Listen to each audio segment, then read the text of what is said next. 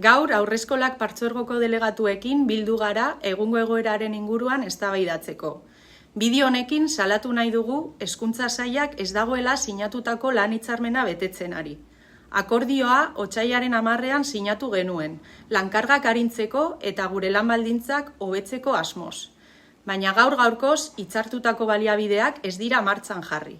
Hezkuntza Saila ostrukarena egiten ari da, eta ez ditu deitu beharrezkoak diren mailak. Plantillak esleitzeko negoziazioa geldirik dago, eta hezitzaile askok ezin dute hitzartutako lanaldia bete. Haurrekin 6 orduko arreta zuzena gainditu egiten dute, langile faltagatik. Doakotasunak matrikulazioa izugarri igo du, baina baliabide pertsonalak ez ditu handitu. Gure lana gero eta handiagoa da, eta baliabideak ez datoz bat errealitatearekin. Labetik argi daukagu ez ditugula onartuko atzerapen eta aitzakia gehiago.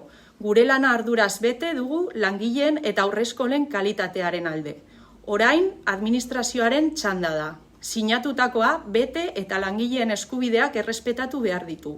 Hezkuntza Sailak urratsik ematen ez badu, guk mobilizazioak langileekin aztertuko ditugu datozen egunetan.